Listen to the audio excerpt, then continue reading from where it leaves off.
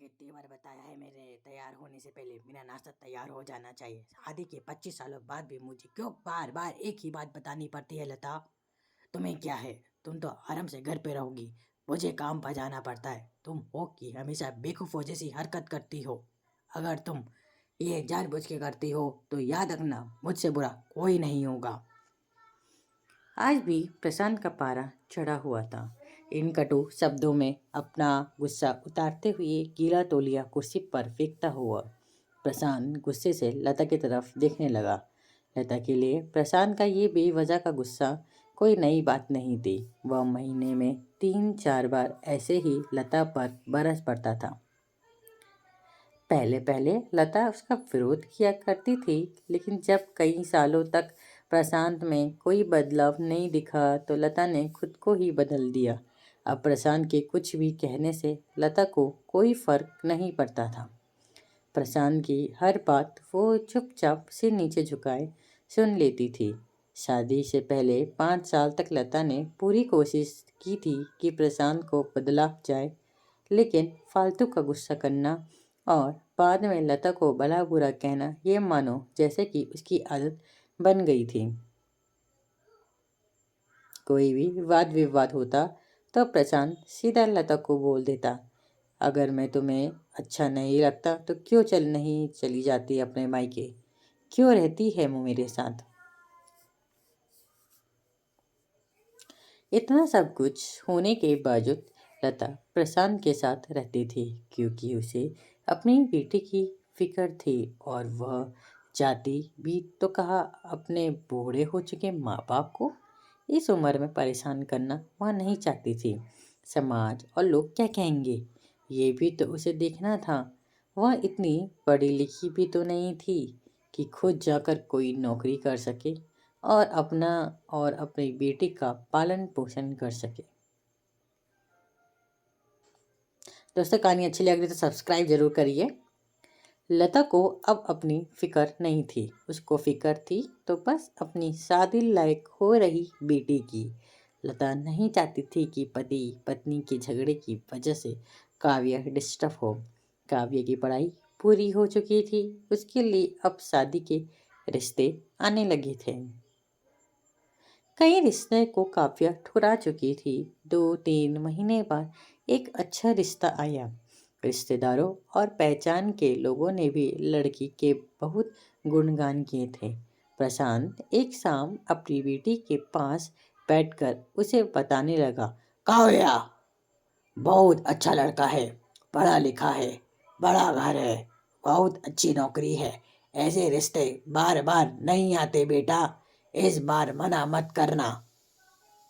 काव्या अपने पिता से ज़्यादा बात नहीं करती थी। शायद डरती थी या शायद नफरत करती थी, लेकिन आज भी वो अपनी पूरी हिम्मत इकट्ठा करके बोली, मुझे अभी शादी नहीं करनी है पापा, मैं नौकरी करना चाहती हूँ, खुद अपने पैरों पर खड़ी होना चाहती हूँ। हाँ, तो उसमें क्या बड़ी बात है? मैंने लड़के से बात की है, वह तुम्हें किसी बात के लिए नहीं रोकेगा। तुम शादी के बाद भी नौकरी कर सकती हो, वह तुम्हें नौकरी के लिए परमिशन दे देगा। प्रशांत बोला, मेरा नौकरी करना या ना करना उसकी परमिशन पर क्यों डिपेंड रहेगा पापा? काव्या ने पूछा। मैं कह रहा हूँ ना, तुम किसी भी चीज़ की कमी नहीं होगी वहाँ। ऐसे रिश्ते बार बार नहीं आते, इसे ठुकराओ मत, बहुत खुश रहोगी तुम वहाँ। प्रशांत बोला, पापा क्या मैं उतनी ही खुश रहूंगी जितनी मम्मी इस घर में खुश है? काव्या ने तंज कसते हुए कहा, आज तुम्हारी जुबान कुछ ज्यादा नहीं चल रही? प्रशांत गुस्से से आंखें बड़ी बड़ी करते हुए बोला, पापा मुझे शादी नहीं करनी है, क्योंकि शादी के बाद अगर वो लड़का आपके जैसे निकला तो मैं क्या करूँगी? मुझे आपके जैसा जीवन साथी नहीं चाहिए जो बिना बात के मुझ पर हमेशा चिल्लाए। मुझे कुछ भी अपनी पसंद का लेना हो तो 10 बार सोचना पड़े, कहीं वह नाराज़ ना हो जाए। मेरी तबीयत कैसी भी हो उसे परवाह ना हो। रोटी थोड़ी सी मोटी बन जाए तो घर सर पर उठा ले। उसकी चेक बुक ना मिले तो भी मेरा ही दोष निकाले और हर छोटी मोटी बात पर मुझे मायके जाने के लिए कहे। काव्या ने अपना दिल खाली करते हुए पापा से सब कह दिया। प्रशांत का गुस्सा सातवें आसमान पर था, लेकिन उसके मुंह से एक शब्द भी नहीं फूट रहा था। वो काव्य की बातें सुन रहा था। काव्य उतना ही बोलकर चुप नहीं हुई। आज पहली बार वह अपने पापा के सामने इतना कुछ बोल रही थी। पापा, अपने माँ के साथ हमेशा गलत व्यवहार किया है। आप अपने ऑफिस का गुस्सा बिना सोचे समझे माँ पर उतार देते हैं।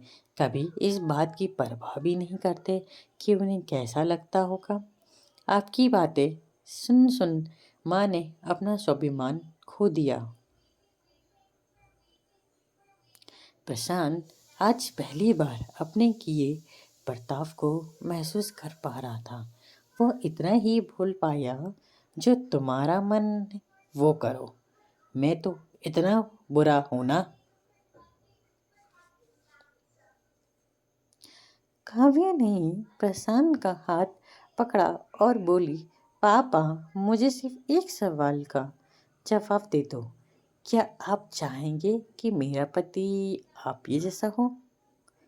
अगर आपका जवाब हाँ है तो कर दीजिए मेरा रिश्ता आज ही, और ना है तो मुझे आत्मनिर्भर बनने दीजिए। प्रशांत कुछ भी ना बोल पाया और वहां से चुपचाप बाहर चला गया।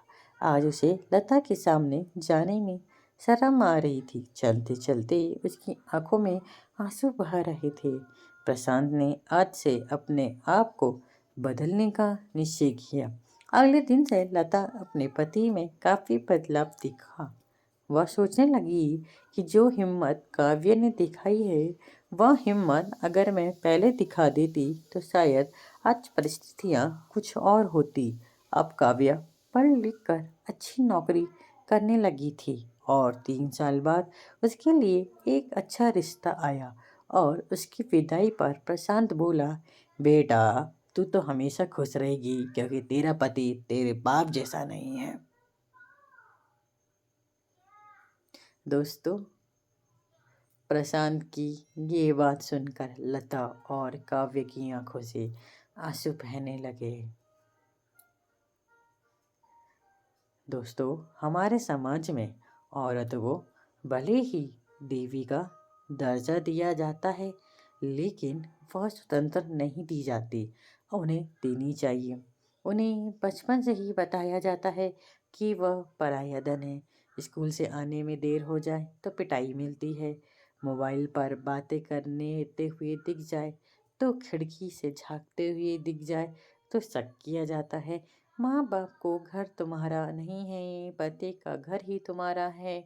जीवन भर ये बातें बता कर उन्हें ससुराल भेज दिया जाता है। और एक दिन किसी छोटे मोटे झगड़े में ससुराल वालों से उन्हें सुनना पड़ता है कि इस घर को छोड़ दो और मायके चली जाओ।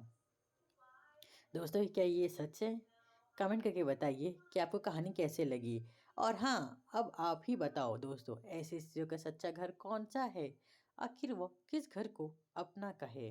कहानी अच्छी लगी तो लाइक, सब्सक्राइब, शेयर करिए, कमेंट करिए और ज़्यादा से ज़्यादा सब्सक्राइब और शेयर करिए दोस्तों।